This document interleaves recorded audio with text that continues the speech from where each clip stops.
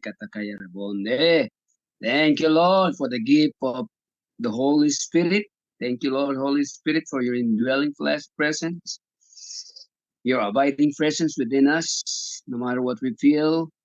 Oh God, you're always with us. You assured us of your presence each time we fellowship with you, Father God. So today, oh Lord, we just pray continually, especially for good weather, oh God, for the safety of us, your children, oh God, and even other people, oh God. Hallelujah. Even in our nation, oh God, that there will be no more so much flooding, oh God, everywhere in the Philippines, oh God. Thank you, Lord, for your protection among us Filipinos, oh God. Oh, hallelujah. So thank you, Lord, for the resilience which is in every Filipino spirit, oh God. Thank you for your goodness, oh God, towards our nation, oh God. It's really evident your presence is within us, with us, oh God, throughout all what we've been going through, oh God, almost every year, oh God. But then our faith's getting more stronger, oh God. Hallelujah. So, Lord, we thank you for all thy goodness. We thank you for all your faithfulness towards us. Even most of the times we are not faithful, oh God, but you remain faithful towards your words, oh God, towards your promises, oh God. Thank you for divine uh, protection, divine provision, divine favors towards us as children, oh God. Hallelujah. We thank you that in everything, good or bad, you are always with us, and it turns out good, oh God. Because we are your children, we are the cold. We thank you for our health, oh God. We thank you for our wealth. We thank you for all our blessings, oh God. So right now, Father God, we could just continue to exalt thy name as we study and hear your words and hear other uh, brothers and sisters' testimony, oh God, towards their lives, oh God. So we thank you, Father God. We give you all back the glory and honor and praise and adoration and worship unto your name. In Jesus' name, amen. Thank you so much, Pastor, for that prayer. Okay. Good morning, everyone, and thank you for joining. So we will begin today with again sharing testimonies, scriptures, what God has done in your life.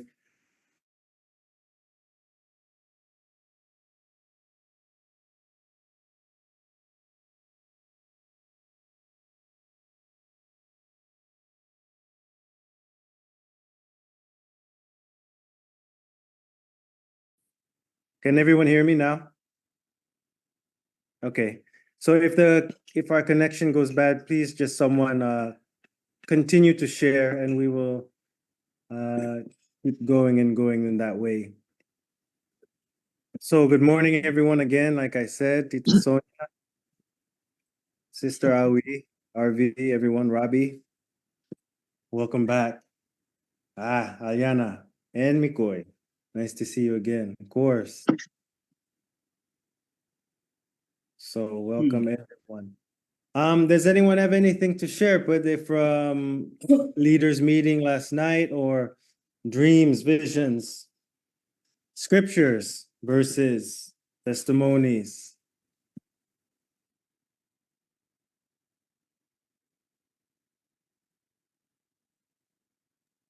Josh, let me share something. Oh, sorry. Go ahead, Pastor John. Okay. Mikoy, go ahead. Mikoy, you go first. I just want to share something about the last Sunday topic, and we Aliana and I get to talk about it actually. So last time, whenever let's say Saturday or the whole week, I don't Josh, I'll explain it to you later, okay? Just kidding. So whenever I have a question, the God that we serve really answer each and every questions that we have. As long that as long that we are, I can say, conscious with the answer. So what happened is last Sunday, nagtatanong ako kay Lord, how can I get this wisdom? I know I need to read your word. I know this. And then coming to the point on where I seek every answer in whatever the things that I'm, like, I seek answers sa lahat. Like, I need to read this book. I need to watch this.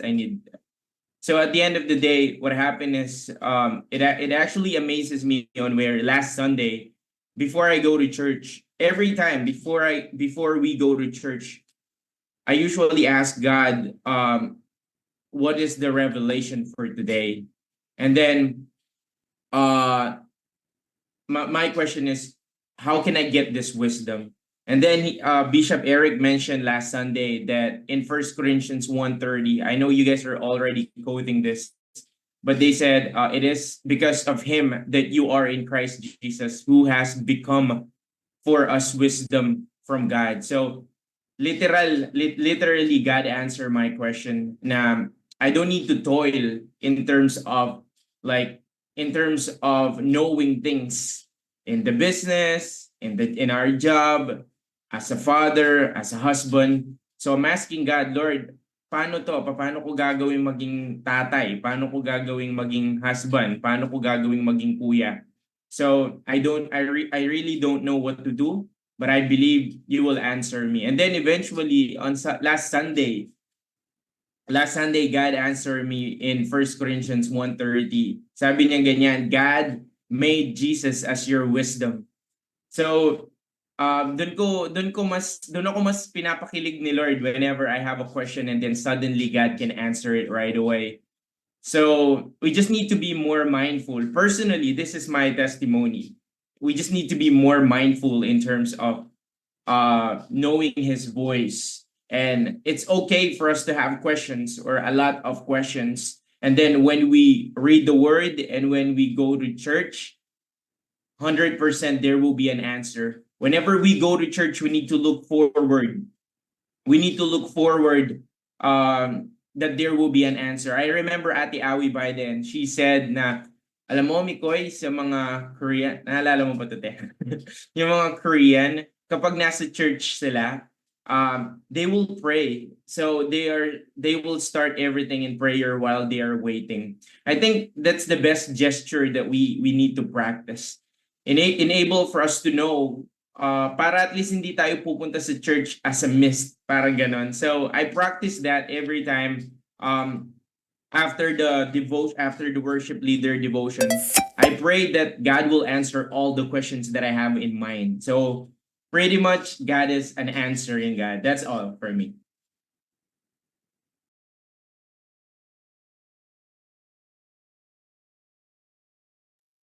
Wow. That's a good testimony, Nicole. Thank you. And mine is, yeah, I want to share my experience just a few days ago. You know, uh, my daughter and two granddaughters were here. We're supposed to be bonding, you know. I supposed to be cooking something for them that day. And while I was playing the piano and singing songs, people are gathering around, so we don't mind them. I thought it's just ordinary thing. But then after a while, when I look at outside, oh, there was water coming in. The flood is coming. So immediately, so it's a good thing because this happens before almost every year. But it's been about 11 years. It's not happening, and now it's happening suddenly. So it's a good thing that I got some preparation already. I put some black on my front door so the water won't come rushing inside the house. But then there's still water coming in from under the house, the ground. It's like a spring. So it gradually, little by little, getting into my house. And if we don't do something to try to get those water, it will inside the house. all the beds, all the clothes will get wet. So instead of bonding, my granddaughter, daughter, and my in-law, so we start gathering buckets and filling them with waters to reduce the water. So it took about maybe 4 hours we're doing that. I was the one taking the water to throw it in the what you call that, bathroom where you flush. So I keep going back and forth there. So instead of feeling sorry about ourselves, we're just laughing. My granddaughter said, "Oh, Grandpa, let's just imagine that these buckets we're filling are just blessing in disguise. That the Lord will be blessing us with with buckets full of blessings later on." So we're just. So how many buckets did you have already? I said, maybe more than 50 law. Oh, good. So her mother too so that means I have 100 buckets already that I throw in the CR. So we just so it's so funny that something like that on a situation you can still have bonding. You can still turn it into a positive thing instead of griping, trying to blame the weather or whatever. So and then I told them it's no accident that I bought a dozen a dozen 1.5 Coca-Cola yesterday. I said I was preparing that for our bonding, but then they are. I said they're going to be used right now, so uh, uh, we're happy just having some Coke, some biscuit instead of me cooking. I was not able to cook anymore because of that. We cannot stop reducing the water and putting them in the buckets and throw it. So as for now, I've been busy for a while. I'm tired, so I could not attend to the Bible study on Zoom. But then, forgive me for not doing that. But I'm just really tired. That day, almost all day, all night, I was awake, watching over the water, and so it subsided. It's already normalized now, no more. And I was starting to uh, what you call that, put some Lysol on water and mop the floor, clean up, disinfect everything. It's good thing that there's not much things that got wet. The clothes, the beds, we were able to save them.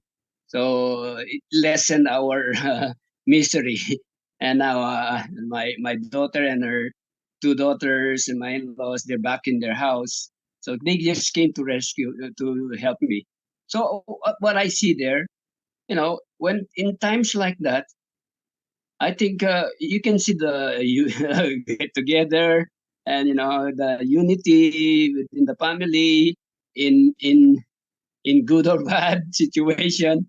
I think that's supposed to be uh, bonding. It could be done in many ways.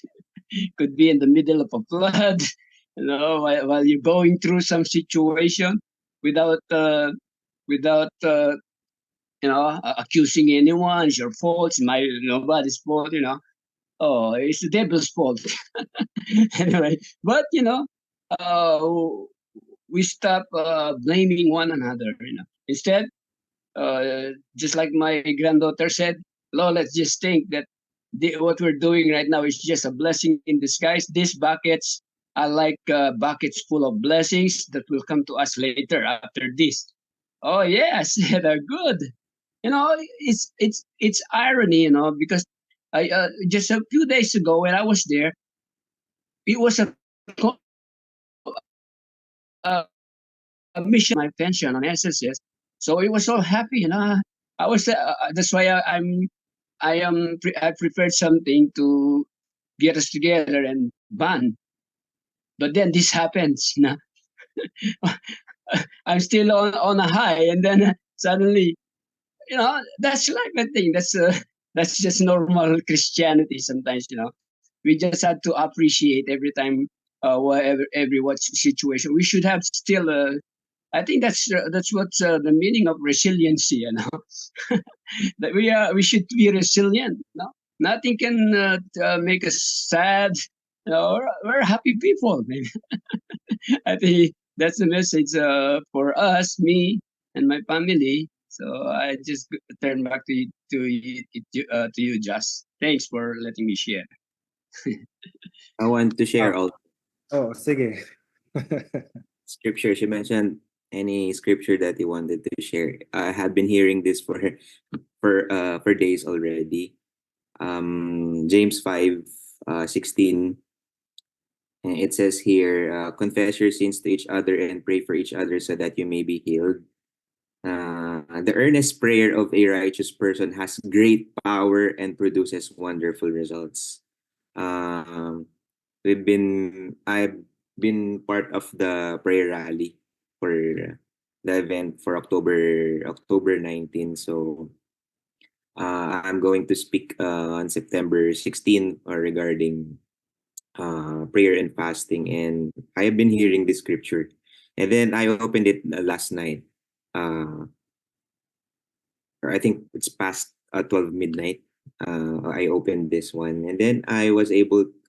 There's on the 17, James 5:17. It says here, Elijah was as human as we are, and yet when he prayed earnestly that no rain would fall, none fell for 3.5 years. Then when he prayed again, the sky sent down rain and the earth began to yield its crops. So it's been raining in Manila. Hindi ka ba nilalamig? Just lang. It's been raining for a while. And I have been reminded about this. And I also remembered when I've been staying in Bishop's house. He showed me this scripture. Then he told me, "Where are the Elijahs of today?" He told me. And then it was raining hard earlier, this madaling araw. And then I just mentioned, "Peace, be still." And then in just few seconds, I don't want to try it because it might not take effect right away. It might take hours, or maybe there's a heavy typhoon. It might take maybe like hours, or maybe it will stop the next day. And then I was surprised. In just few seconds, it stopped because it was raining hard kanina. And I have been checking, even today, I'm checking outside. It's not raining anymore. So I'm fascinated with the word. Just reminded with this. It's very powerful. Elijah was able to stop, and command the rain. So I heard this scripture also. Tita Rachel mentioned it, and then the Bible study we went to last night, the speaker mentioned about this. Oh Lord, sabi kong ganyan. The fervent prayer of a righteous availeth much, no? And then ito pala yung kasunod niya. Sabi ko, timely to kasi merong typhoon, nag-a-alert yung mga cellphones, ang ingay-ingay. Yung alert, kung na-receive nyo sabi kong ganyan. Ano naman to? Sabi kong ganyan. Tapos makapag-pray nga, makapag-declare nga. Ayun. So, it happened, and maybe some of us are worried, or parang namumove sa mga ganyan na parang seemingly uncontrolled circumstances or situation, or like parang calamities ganyan. Pero naalala ko din yung sinasabi ni Bishop, sa solar natin dapat walang nakakapasok na bagyo, sabi niya ganyan. So kung hindi ka talaga kargado, hindi ka filled with the Holy Spirit at saka sa mga supernatural, hindi mo ina-accept yung mga ganun na binigay sa atin ni Lord, no? So hindi mo masasabi yon. So na-remind lang ako ulit. Oo nga, no, sabi mo ganyan. Tapos si Elijah, perfect example si Elijah. No, if you are parang kumbaga pwede kang maging stopper ng mga ganyan eh. Or at the same time in the business realm, or at your work, no? Kumbaga parang we're being in the natural mind, we're being conditioned with this is what's gonna happen because this is what the economy is saying. Ito yung mga nangyayari. So, wala tayong magagawa. That's, kumbaga, inevitable, ganyan, ganyan. But I remembered also, we are the economy. No, and nabanggit din kahapon yun. We are the economy. So, we are in control. We are in dominion in authority. So, nakakatawa lang. So, ang galing ni Lord. Yun lang. Amen. Wow. Such powerful testimonies today. I wanted to share a few verses about what McCoy was saying and even RV and Pastor Don. Isaiah 55, 8 and 9. I think we all know this. For my thoughts are not your thoughts, neither are your ways my ways. As the heavens are higher than the earth, so are my ways higher than your ways, and my thoughts higher than your thoughts. And in 1 Samuel 16:7, but the Lord said to Samuel, do not consider his appearance or height, for I have rejected him. The Lord does not look at the things people look at. People look at the outward appearance, but the Lord looks at the heart. Grabe, right? So in all of these circumstances we talk about, when we first see something that is happening not within our liking or that will bring fear or uncertainty, we should not look at the appearance as a normal person would and be afraid. But we should look at it as a way that it can strengthen our faith, and really think of things the way that God does and accept that mind of Christ. We already know that the battle is won. We know God, he goes before us on our path and he sets it straight. So whenever we come into trials, right, just like Pastor Don was saying, they saw things differently and they were able to have a good time and enjoy what was happening.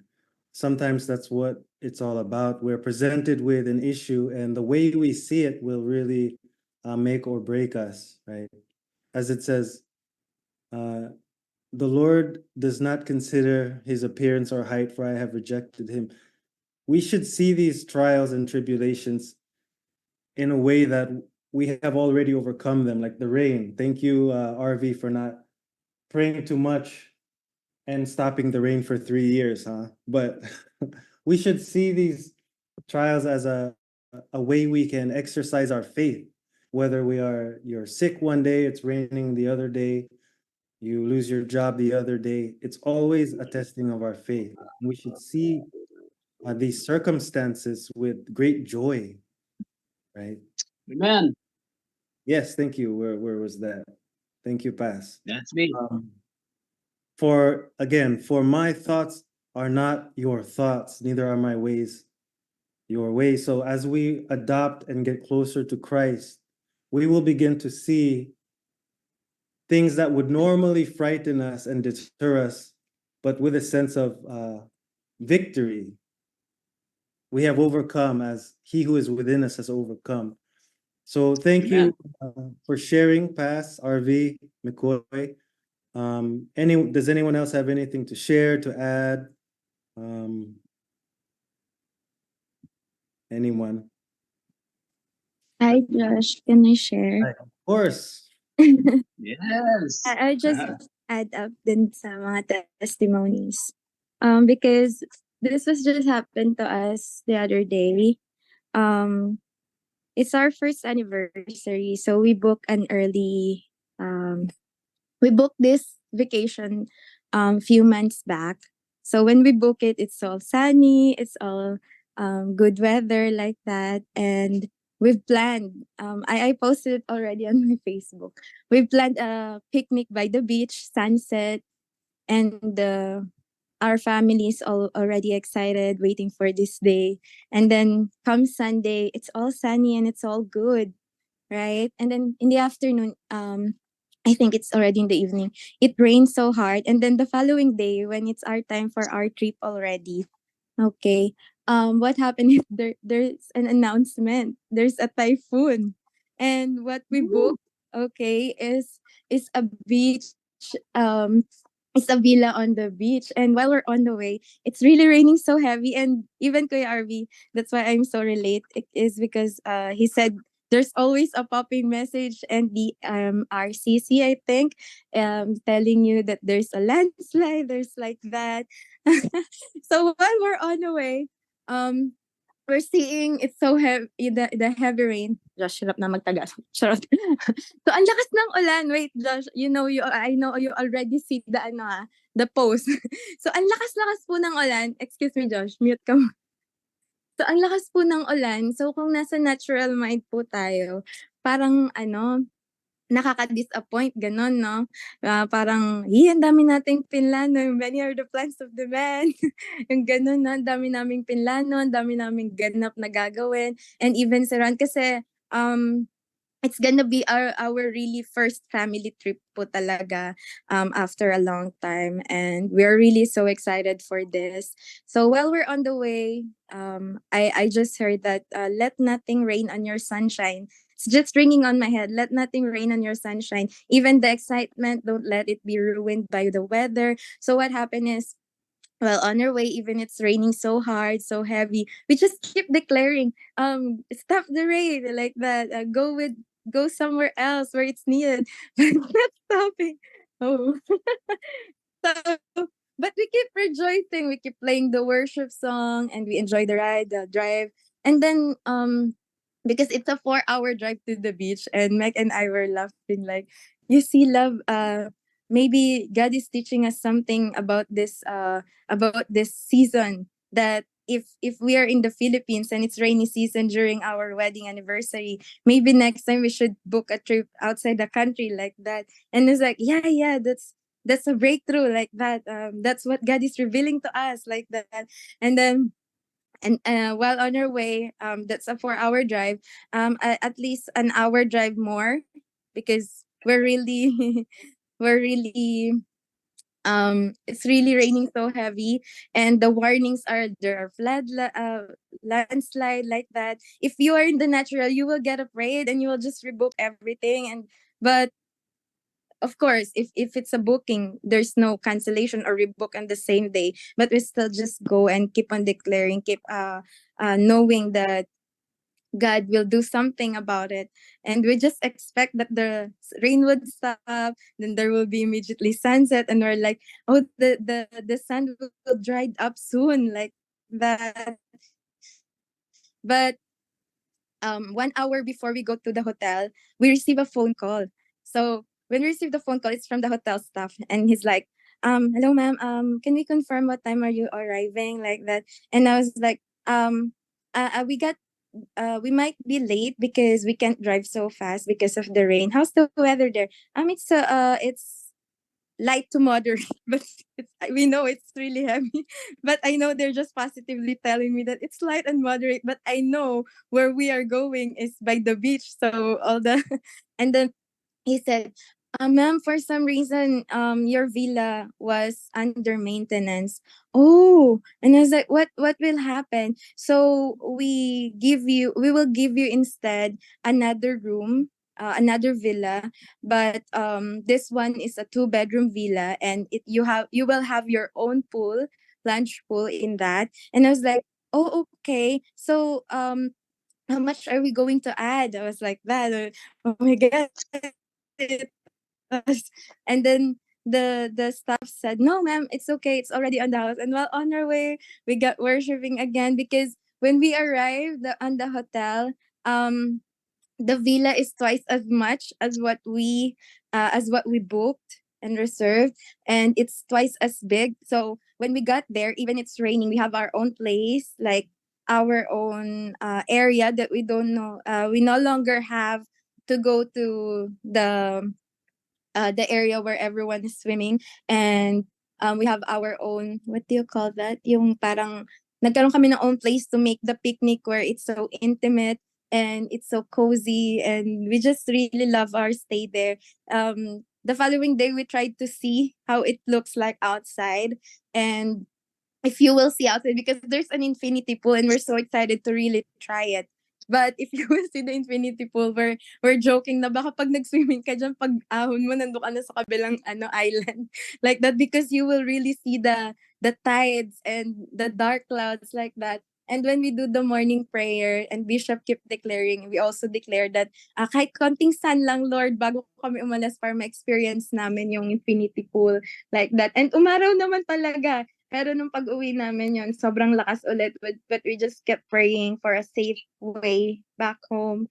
And we also pray for the people na nadadaanan namin because you will see that yung mga lugar nila, binahan na talaga yung parang yung mga mas mabababang level, talagang binahan na sila, parang nasa kalahati yung house nila, nakalubog, ganun. But I really thank God and thank the angels na while we're on the way, talaga, we were safe. So, yun lang po. All things work together. Amen. And, yeah, Ephesians 3:20. Amen. Thank you so much. Hallelujah. Praise God. Okay. Napakaganda po yung mga testimony natin, and this is what our life is all about now that we are already in Christ Jesus. Okay, there is a lot of what we call an elevation of our status and our life, because we were not just called or chosen by God to be under the dominion of the enemy, Satan, under the dominion of nature, under the dominion of any circumstance, under the dominion of animals. No, he did not. And that is the place where we are growing. Okay, nag-grow po tayo on the basis on our knowledge about how and what is the difference between a life without Christ. Okay, you may have a life with what we call the laws of God or the commandments of God in the old, as people had. But this generation, it seems to be that there was a transition, and there is always a transition, not about the obedience of the law that keeps us right in the sight of God, or that keeps us holy in the sight of God. What keeps us really righteous and holy in the sight of God is how to be able to apply what we have been given as part of the restoration of humanity here in the earth. Ano yun?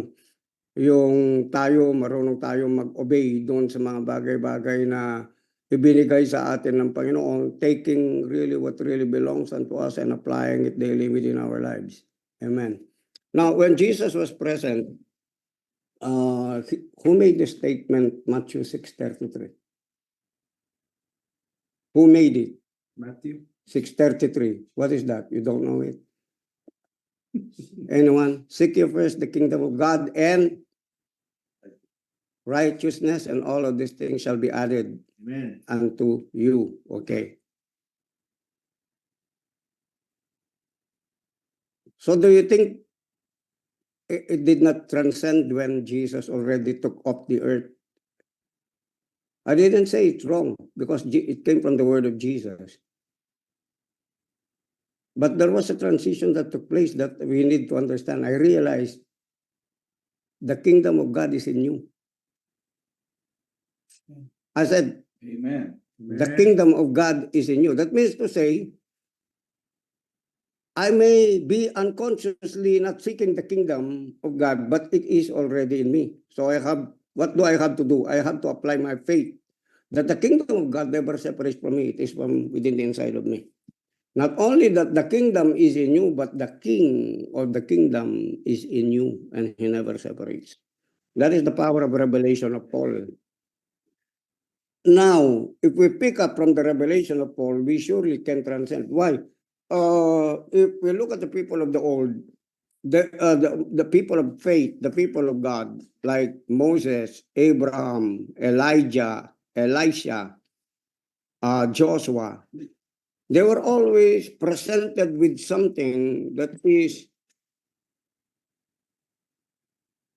impossible, seemingly, for them to be able to rule, dominate, subdue.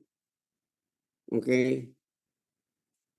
But what did God say whenever they prayed? Okay, in the first place, when Moses was presented with what we call the Red Sea, there is no place where they could cross. Hello. So the people were grumbling, the people were complaining.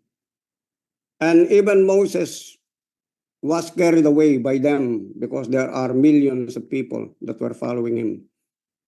But God was not even moved by that. What he asked is this: what do you have in your hand? Okay. So what we have, what he has in his hand is a place of connection. Okay, for the supernatural work, ability, power of God to flow. So what did he needed by the time?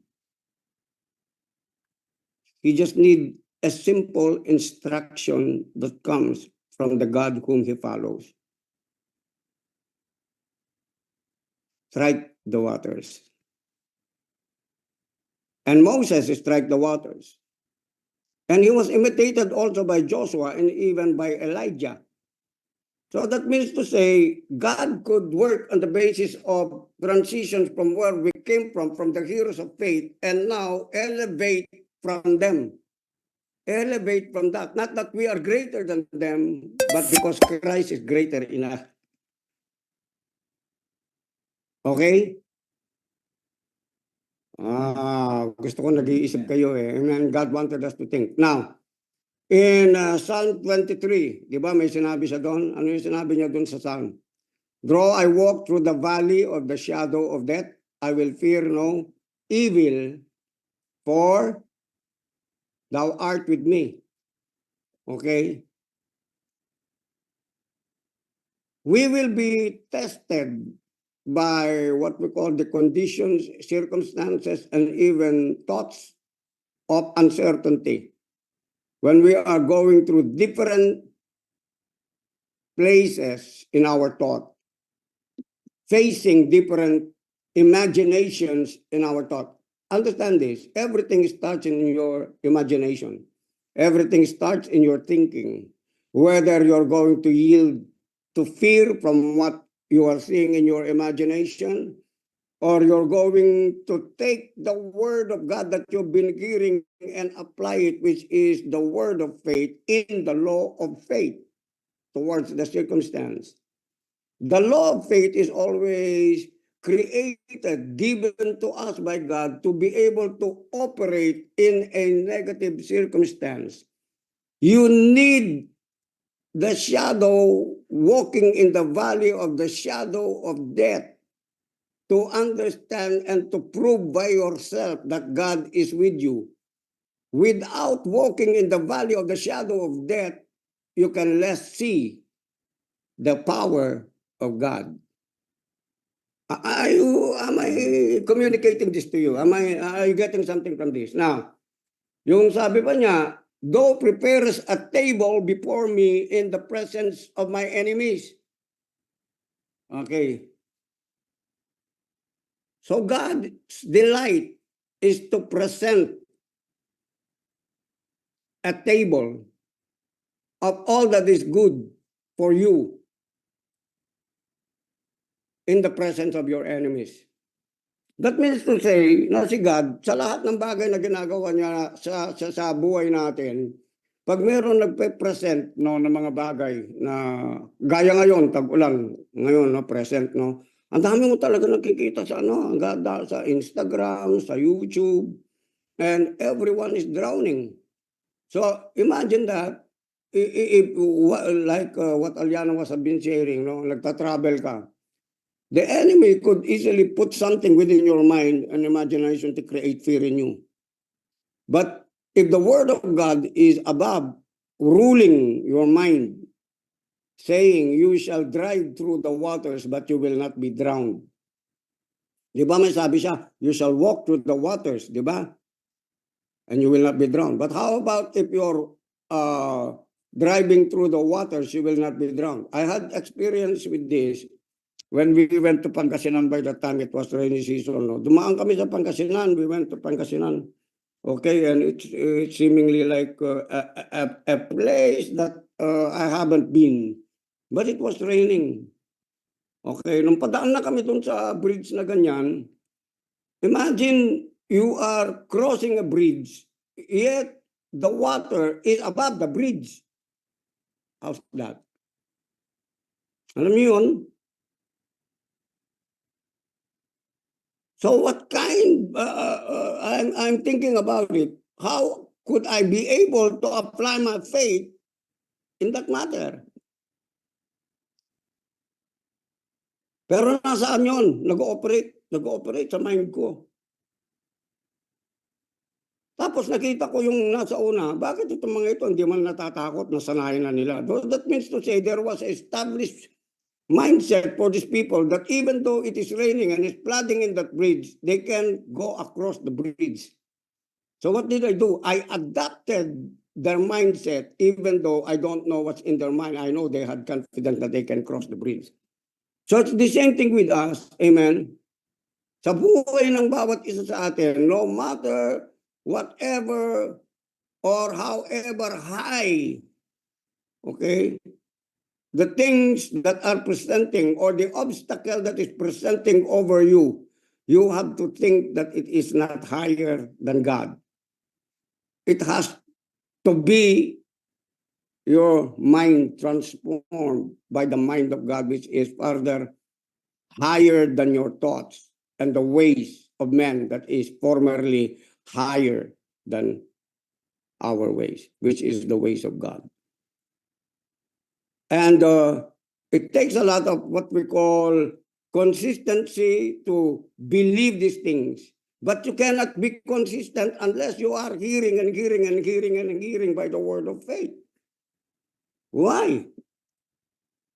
In my experience as a person of God and as what we call a minister of God, I think I could take something from this as a place where I would be able to really know where I stand for years and years and years and teach it to you and say it to you, this is how it is. After that, you have read the word of God. After that, you have passed this test and then going again to another test. Because the first test will prepare you for the next test, second test. Tama ba? Amen. Amen? So, having a mindset, if I could pass this first step, test and God is with me, amen, that means to say that God would be greater in His presence, in His provision, in His knowledge, wisdom, and power on the second test. Amen. So what are you doing now? You are thinking in advancement right now. You are not becoming anxious. Thinking advance. Thinking in advance, amen, on how and what God can do over your life delivers you from anxiety and worry. Doon ka magkakaroon ng tinatawag na I don't care attitude. Amen. Kasi kailangan tayong mga anak ng Diyos, meron tayong I don't care attitude. Ano yun? Kasi nasa iyo si God eh. Whenever the devil present something to you, is there anything in the word of God that the devil presented himself to tempt man that God was not able to deliver them? And even these people that were under those circumstances, God knew something about them, that He has already deposited something within them, okay, within Job, within Abraham, within Moses, within Noah, within Elijah. He knew something because it is not them who has chosen God like you. It is not you who has chosen God. It is not you who called God. No, it is God who has chosen you. If God has chosen you, all of the qualifications of coming into power, strength, knowledge, and wisdom is and will be there.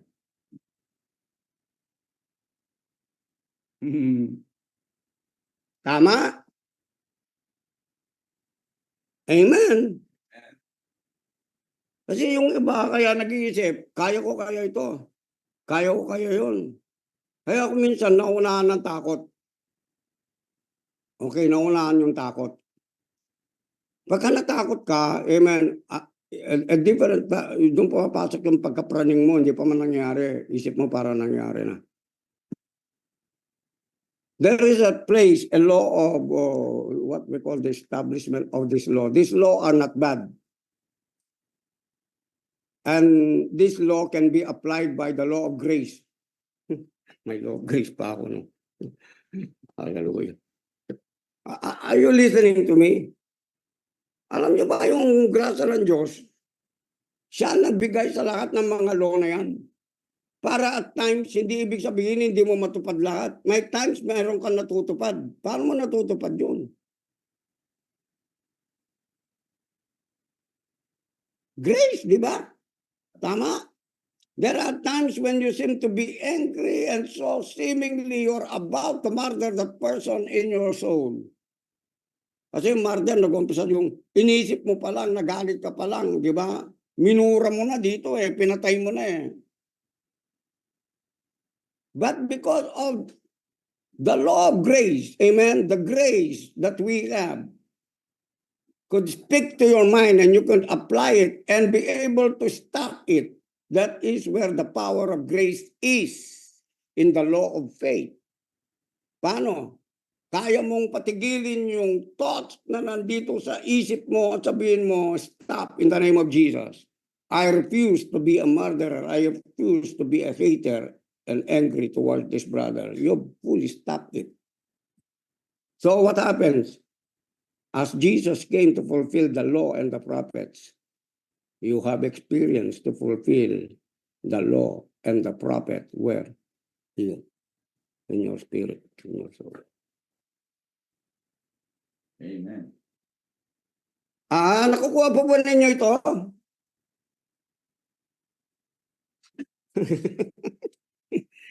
Amen, amen. Kung bawa, ito, meron nangyari, no? Ako nanonood, sabi ko, nangyari mo doon. Bakit? Nagkaroon ng, nag-drop doon. Kasi observance And then, when you see observance in nature, observance with people, observance with any situation and conditions of people, you, by the discernment and the wisdom of God, you have to connect something, the usage of faith, the measure of faith have been given. Like for example, nabasa ko, umuulan. Sandali, but umulan ng malakas dito, dapat walang ulan. Okay? So, what do I have to do, Lord?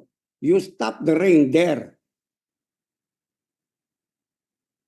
Na-realize nyo ba yung dominion nyo, yung authority nyo? Are you getting what I'm saying? Kasi minsan, meron mga bagay nangyari. We're not aware that God is saying something to put your authority and your dominion to work.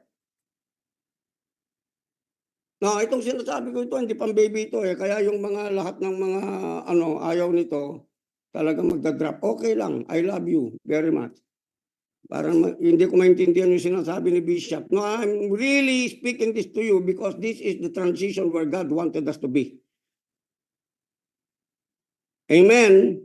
Hindi ka lang yung intercede ka ng intercede ka ng intercede. Kasi compliant ka, 24 hours intercede. Amen. You must know why you are interceding and praying. Ano na nangyari sa nakalipas na intercession na ginagawa nyo? Di ba? From there, transition, yun ang decree mo. Kasi tapos na yung sino sa inyo naniniwala? The first time nag-intercede kayo dyan sa quest na yan, sinagot na ni God yan. So you go next to your prophetic declaration in your intercession. Are you with me? That is a reaping that we do in the realm of the spirit before you see it. When you see it taking place in the realm of the visible, that is an outcome of what you have proclaimed and seen prophetically in the realm of the spirit. Paano yun? Could you go? I would like to give an example in times of Elisha. At times of Elisha. How many of you have read at times of Elisha when he said to Ahab, it's gonna rain. And then Ahab said, no, there's no rain. No, there's a rain. You see, when a prophet speaks something, there is something, people see, no, there is none. When he says there is none, they say there is. Are you getting what I'm saying? It's always one step advanced. That's why if you know and learn to listen to prophetic voice, you will understand what's coming next. So halimbawa, meron kang sale na ganap, medyo nagkaroon ka ng struggle doon. You have to see and proclaim to be able to receive something that is lesser or even no strain from the next sale, from the next business deal that you're going to have. Why? Because if you have passed the test in the first place where God has given you a blessing about what needs to be done with the blessing, then you could prophetically pronounce, not only pronounce, but be able to walk in that order. Nag-get ba natin? Kaya nga merong law eh. What is the law? Law is always been set in motion for a greater production so that you would be able to come into a higher place of receiving from God. Hindi yung nangyari ito, tapos less yung expectation mo sa susunod. Hindi. Your expectation that you have received from the time when you were speaking and even praying to God, unknowingly that God was present and the kingdom and the king is in you. And then you receive these things. Amen. Then in the next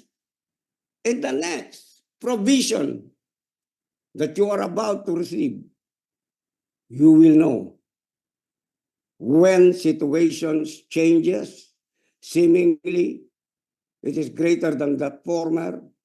It was greater than that, but there is so much doubling also, tripling also, because God is always a God of addition. Hello? Now, di ba yung sinabi niya, seek ye first the kingdom of God and all his righteousness and all of you.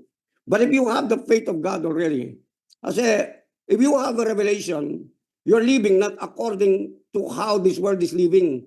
That is not the premise of your lifestyle. That is not the place of your joy. That is not the place of your peace. The place of my peace and my joy is me receiving revelation from God.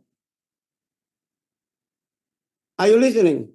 I'm content with that because those are only the things that matter in the realm of the spirit and in the realm of God. Amen. I didn't say physical things, material things are not important, but they are only temporary. Amen. So yung mga tao nagfi-fix yung eyes doon, kaya kumisan, konting ano lang, nawawala sila. Are you with me? Even a lot of Christians, they get out of relationship, they get out of church, they don't see this as important, they don't see anything important about what is being said. Why? It's just because they do not understand that the power of life is not based on financial and material things, although they answer all things that are in the material world. But the most important thing, amen, that we should be having and walking into where God is in the realm of revelation. I said it's in the realm of revelation. Kasi kahit na may pera ka, kung wala ka revelation, wala pa rin. You will overspend, you will overdo this, you will overdo that. It's just because you thought that is what gives you contentment and power and fulfillment in life. No, it's not. Although it can do a lot to help a lot of people if you have learned to channel it towards the lives of other people and let them learn what the Spirit wanted them to learn. Amen po ba? Pinaka-important na isang bagay, ibigay mo sa tao, yung revelation of Christ na nasa iyo. Because that is the building of the kingdom of God. The kingdom of God is in you. That's why a lot of people are not able to be chosen by God in that area, in that matter. Why? It's just because their mindset is different from the mindset of God. And they don't want to allow their mindset to be in the mindset of God. Amen. Hello? Ngayon, bumalik tayo kay Elisha, di ba? Wala silang nakikita, pero si Elisha, alam na niya. Di ba? Okay, look at it. Until bumalik-balik. Until he saw a hand.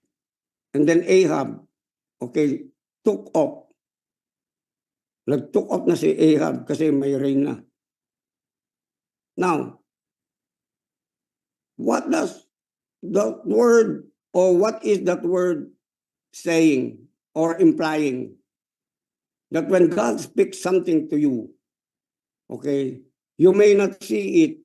If you cannot see it when God is saying it, then therefore, you cannot have it. Amen?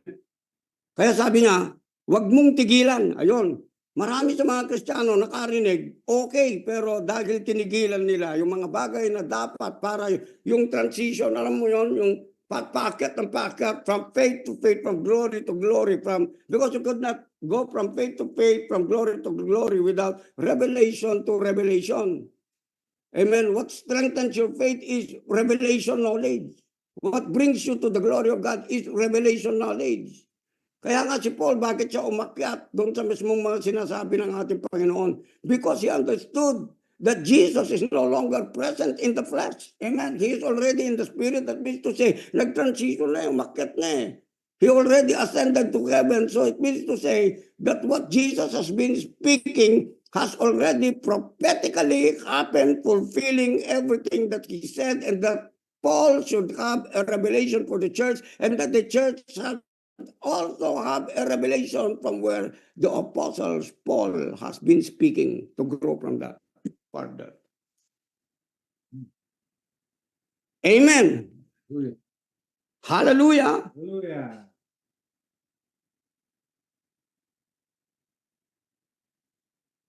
Ang galing nito. No, it was Elijah, not Elisha. I'm sorry for that. Amen. I interchanged the names. It was Elijah. So sa inyo po ngayon, ano yung mga pinagdadaanan ninyo sa nakalipas ito?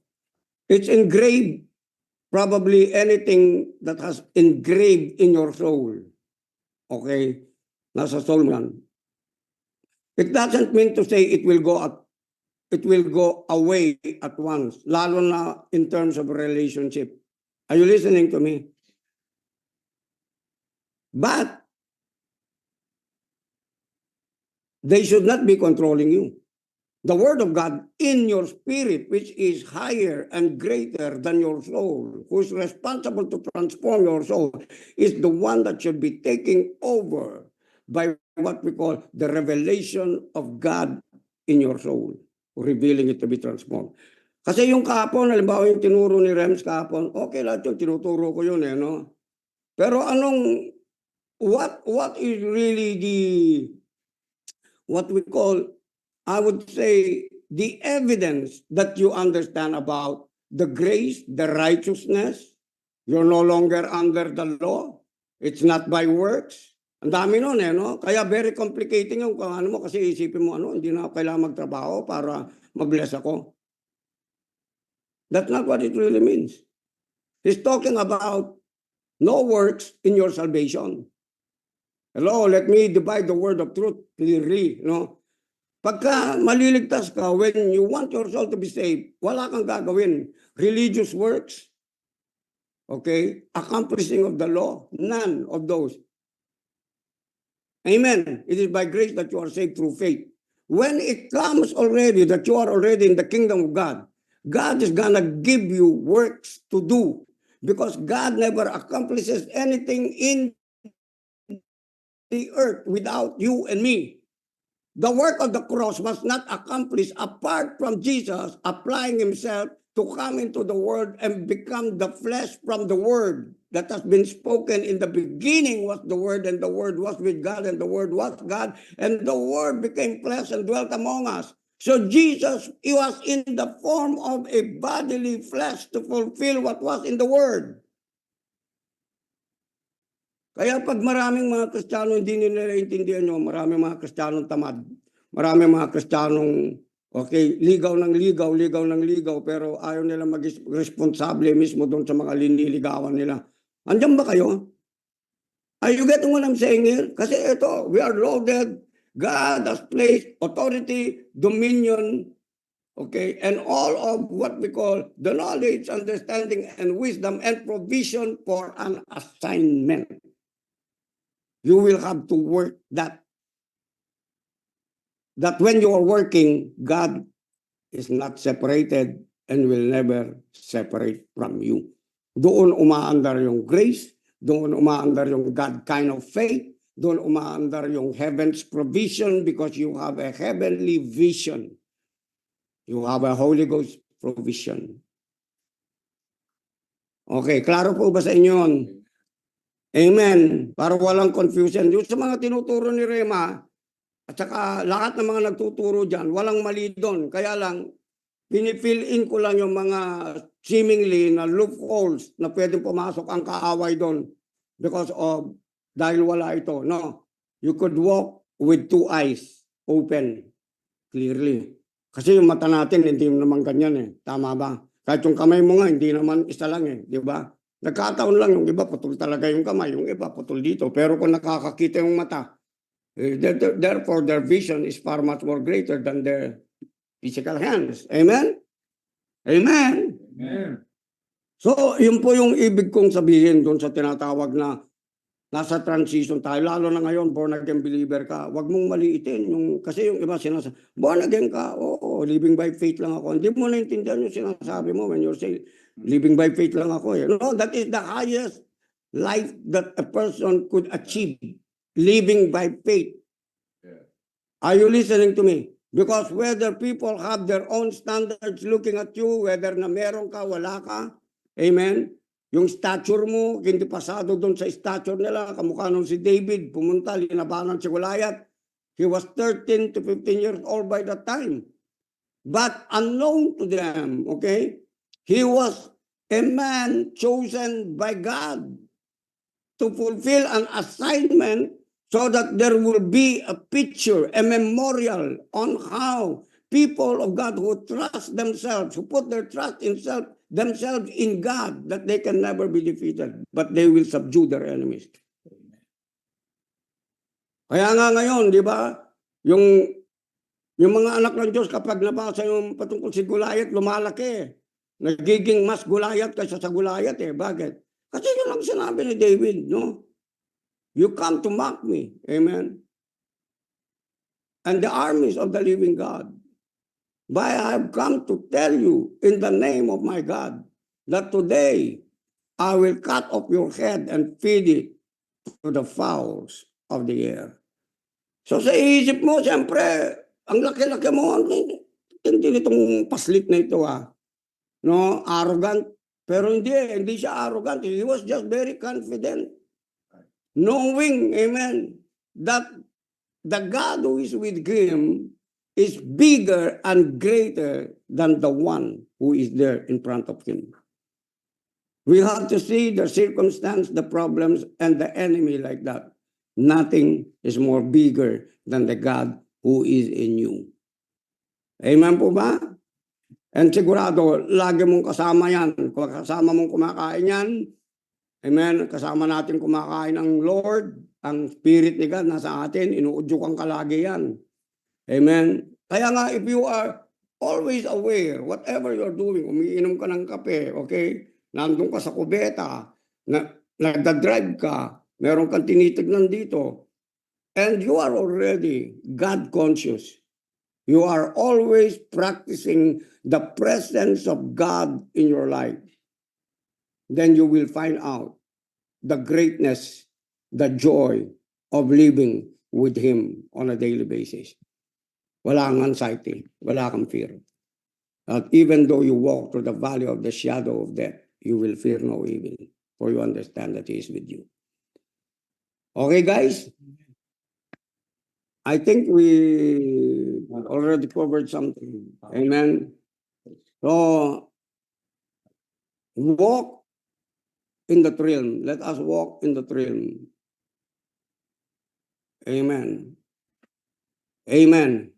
Okay, let's pray right now. I would like also to pray for our brothers na nandyan sa mga lugar ng mga may flood, no, na tumigil yung mga ano doon, no, lumihis.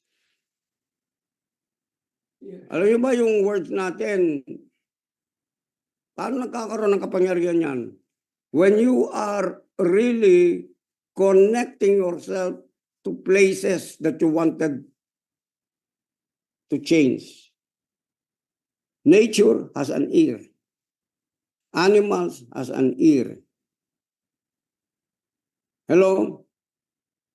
Yung, kahit yung pera nga may tenga yan eh. Alam mo yun? Kasi galing yan sa trees. Yung lahat ng bagay may tenga. Kaya nothing moves unless you pick. Now, when you begin to gain control, okay, of naming things, because once you name everything, just like as Adam named all the animals from the beginning, whether they are creeping things, the fowls of the air, under the earth, yung tinatawag na marine monsters, he controlled them. Kaya nga ngayon, pinakikita ngayon, no, na yung dominion ni Adam nangyayari. Kasi makakakita ka ng mga tao ngayon, actually, they are not even born-again Christians. Hindi man nila sinasabing born-again kami. Pero they kinokontrol nila yung mga pating, pati yung mga crocodile, pati yung mga sea monsters sa ilalim. Pati yung tao na, yung animals niya, yung mga peligro, mga mapabangis na hayop, ano, hyena, yung lions, yung di ba, yung puting buhok, nakikita ba ninyo yun? Laruan niya, gano'n, yung mga malalaking lions. God is really proving that His word is really true that we don't have to fear anything. Amen. We don't have to fear anything. We don't have to fear anything because you are a child of God. Now, above that, amen, above that, don't just be a child of God. Let us do mighty exploits because we are sons and daughters of God. Let us move nature. Alam niyo yung sabi niya, if you have faith just like as a grain of a mustard seed, say unto this mountain, if something is wrong with the mountain, say something to the mountain. Hindi mo napapansin yon, pero mayroong mangyari dun sa mountain na yon. Kung yung mga mountain na yon magkakos ng landslide para patayin ng maraming tao, pero nandun ka, nag-intervene ka at sinabi mo, mountain, stop eroding. I pray, I decree right now, I command angels to hold this mountain and place it back where it will belong. It will be done according to your faith. Hello? Kasi practice eh. Kung hindi natin pinapractice yan, kahit anong meron ka, pag hindi mo pinapractice, parang wala lang. Kaya nga you live by faith eh. Meron ka sinabi, seemingly parang nakikita mo walang nababago. Hindi. From deep within, meron na bago. Now, balik ulit ako. Dapat nagpaalam na ako, babalik pa ako. Okay, balik ulit ako. Power. Remember when did Jesus say this? Remember when there was a fig tree, he wanted to eat? Yes. And then he saw the fig tree, right? And then he saw the tree. There was no fruit in the figs. What did he say? Die. You're not bearing fruit. Be cursed. Imagine Jesus cursing. You see, tayo kung minsan hindi natin ma-curse yung mga bagay-bagay na hindi nagbubungo sa buhay natin. Alam nyo kung minsan, ganito, no? We're not really appropriating on how and who Jesus is to our lives. There are things within our lives that keep existing. Okay? Kung merong mga isang bagay, nandito sa right, linilipat mo ay lumipat, pumunta doon sa left. Pumunta ka doon sa left, pumunta doon sa right. You know what? They need cursing. They need to die. They need to be stopped because they keep bothering you. Now, if they keep bothering you, it's your fault. Or probably it's not. It's just because you lack knowledge in that area. Now that you know, you have the ability to curse it in the name of Jesus. To the very roots, even where they came from. Tuloy-tulong lang. You curse it, you curse it, you curse it. Jesus curse it. Anong sabi ng mga apostol? Tignan nyo yung sinabi niya, wala naman nangyari. Oh. Buhay pa rin. Oh. The following day, they went back. They saw the fig tree dried up. Doon yung sinabi, if you have faith, just like as a grain of a mustard seed. You see, seemingly, it is in the unseen realm. It doesn't present itself at once as you wanted it to happen. But, okay, in the transition of time, you're gonna see it produce much fruit. 30, 60, 100-fold return. God is not mocked, sabi ng Bible. For whatsoever a man sows, that he shall also what? Reap. Learn what should you be cursing, and learn what also you should be blessing. Any unfruitful thing in your life that is not bearing fruit, you need to curse it out of your life. Amen. Amen. Don't be afraid. Hello? Hindi na bubunga sa buhay mo. Ano kang ba't mo kailangan yan? Inaalagaan mo? Siyempre, hindi. Tama? Be bold. Amen. Anong mahalaga? Yan, mag-exist sa buhay mo para patayin ka o ikaw mismo, i-handle mo. Amen. You need faith and perseverance. Perseverance will keep you moving in an act of faith every day. It will push you farther because that is the role of perseverance over your life. It has the ability to empower you to continue in your faith of believing God and seeing the manifestations of whatever you had practiced, done, did in your life. Amen. Okay, God bless you. Hallelujah. Thank you, Father. Hallelujah.